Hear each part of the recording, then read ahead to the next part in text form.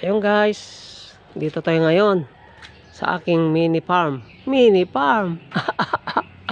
A-update tayo ng ating mga prutas, saging at papaya. Ito guys, saging muna ang ating ipakita.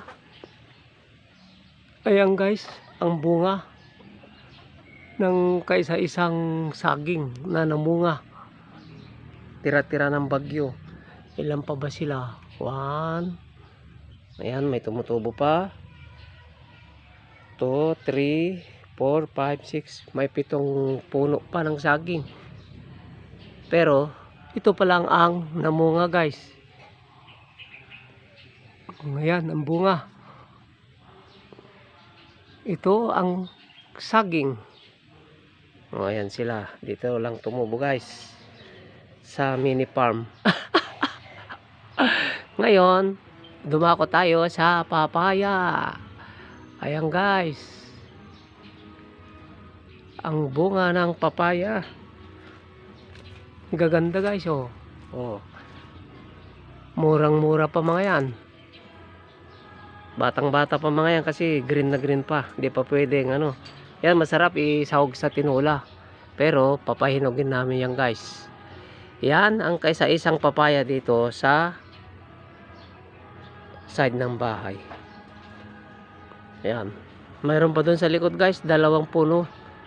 Namumunga na rin, pero kung sisibagin ako, punta ko sa likod. Ayan guys. Ayan oh. Lapit natin, lapit natin. Oh. Yan ang bunga ng papaya, ang malalaki. 1, 2, 3, 4, 5. 5 yung malalaki. 8, 9, 10, 11, 12, 13, 14, 15, 16, 17, 20 lahat. Binilang ko na guys hanggang doon, oh. Binilang na ang papaya na hindi pa napisa. Sabi nga, itlog pala. Ayan guys, ang puno. Ayan. Pero hindi mawawala ang mga pusang marites. Kahit saan ako, sumusunod sila. Ayan. Alam niyo naman mga pusa.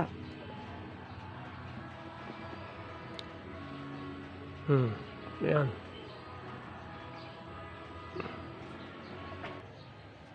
Ayan guys. Ayan ang mga saging, oh, gaganda. Hindi kasi umuulan eh. Nadadala lang sila sa dilig-dilig. Ayan guys. Kaya update muna tayo sa mga prutas.